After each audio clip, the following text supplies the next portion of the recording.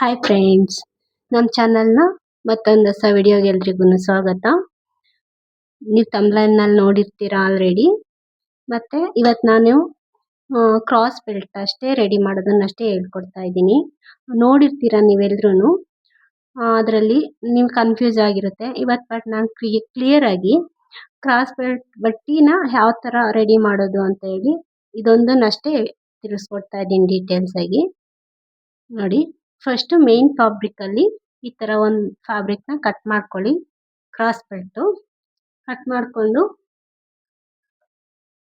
ಆದಮೇಲೆ ನೀವು ಕಟ್ ಮಾಡೋದು ಡೌಟ್ ಇದ್ದರೆ ನಾನು ಆಲ್ರೆಡಿ ಒಂದು ವಿಡಿಯೋ ಅಪ್ಲೋಡ್ ಮಾಡಿದ್ದೀನಿ. ಅದರಲ್ಲಿ ಡೀಟೇಲ್ಸ್ ಆಗಿದೆ, full details, measurement, cutting, stitching, marking ಎಲ್ಲ ಇದೆ.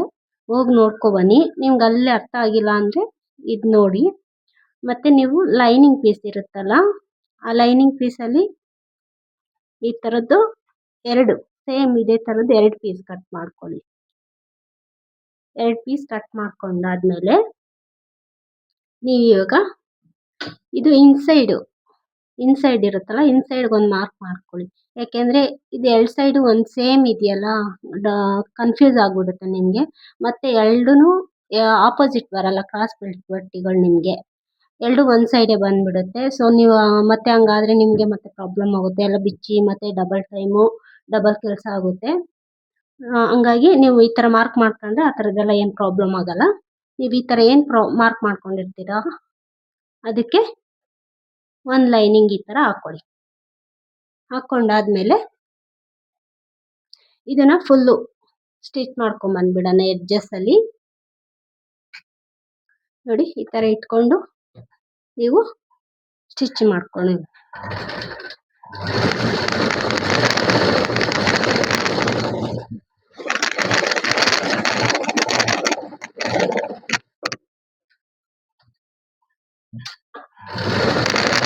ಯಾಕಂದರೆ ಇದು ನಿಮಗೆ ಕರೆಕ್ಟಾಗಿ ಆ ಕಡೆ ಈ ಕಡೆ ಜರುಗಲ್ಲ.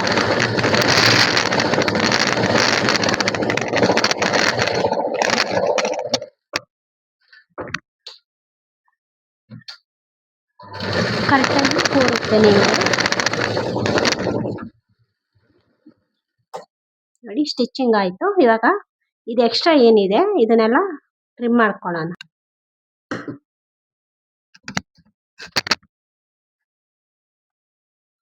ಲೈಟಿಂಗ್ಸ್ ಹಾಕಿರೋದು ಈ ಥರ ಎಕ್ಸ್ಟ್ರಾ ಏನಿದೆ ಕಚ್ಚಾ ಕಟ್ ಮಾಡ್ಕೊಳ್ಳಿ.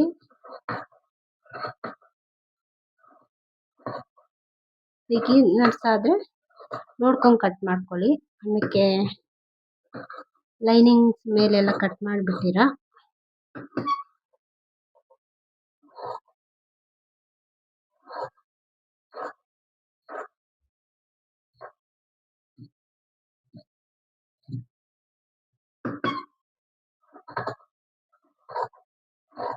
ಸೊ ನಮಗೆ ಟ್ರಿಮ್ ಆಯ್ತಿದು.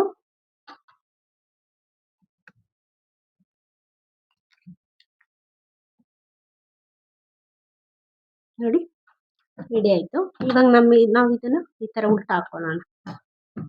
ಹಾಕ್ಕೊಂಡು ಇದ್ರ ಮೇಲೆ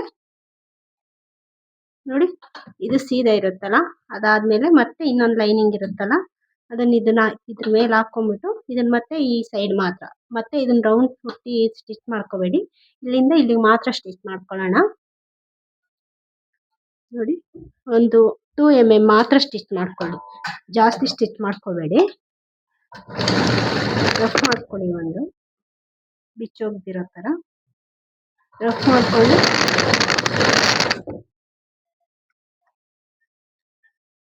ಒಂದು 2 mm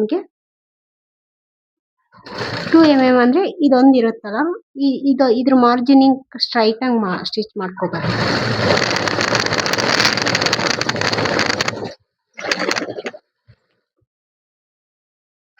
ನೋಡಿ, ಸ್ಟಿಚಿಂಗ್ ಆಯಿತು. ಕಟ್ ಮಾಡ್ಕೊಂಡಾದ್ಮೇಲೆ ಇದೇನಿರುತ್ತಲ್ಲ ಈ ಥರ ಓಪನ್ ಮಾಡ್ಕೊಳ್ಳಿ. ಈ ಥರ ಓಪನ್ ಮಾಡಿಕೊಂಡು ಲೈನಿಂಗ್ ಮೇಲೆ ಇನ್ನೊಂದು ಸ್ಟಿಚ್ ಮಾಡ್ಕೊಂಬನ್ನಿ. ಓಕೆ,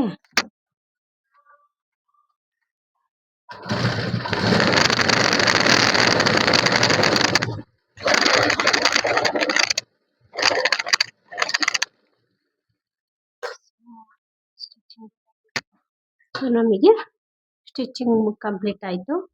ಇವಾಗ ಇದನ್ನ ಇಲ್ಲಿ ಕರೆಕ್ಟಾಗಿ ಫೋಲ್ಡ್ ಮಾಡಿಕೊಂಡು ನೀವು ಸ್ಟಿಚಿಂಗ್ ಆದರೂ ಮಾಡಿ, ಇಲ್ಲ ಐರನ್ ಆದರೂ ಮಾಡ್ಕೊಳ್ಳಿ. ಐರನ್ ಮಾಡಿದ್ರೆ ಬೆಟರು, ಯಾಕೆಂದರೆ ಸ್ಟಿಚಿಂಗ್ ಎಲ್ಲ ಕಾಣೋದಿಲ್ಲ, ನೋಡೋದಕ್ಕೆ ಫಿನಿಶಿಂಗ್ ನೀಟಾಗಿರುತ್ತೆ. ಸೊ ನಾನು ಇದನ್ನು ಸ್ಟಿಚಿಂಗ್ ಮಾಡ್ತಾ ಇಲ್ಲ, ಐರನ್ ಮಾಡ್ಕೊತಾ ಇದ್ದೀನಿ. ಐರನ್ ಮಾಡಿಕೊಂಡು ಇವಾಗ ಇದ್ರ ಆಪೋಸಿಟ್ಟು ಯಾವ ಥರ ಇದೆ ಅಂತ ತೋರಿಸ್ತೀನಿ ಬನ್ನಿ. ಸೊ ನೋಡಿ, ಇದ್ರ ಆಪೋಸಿಟ್ ಇದು.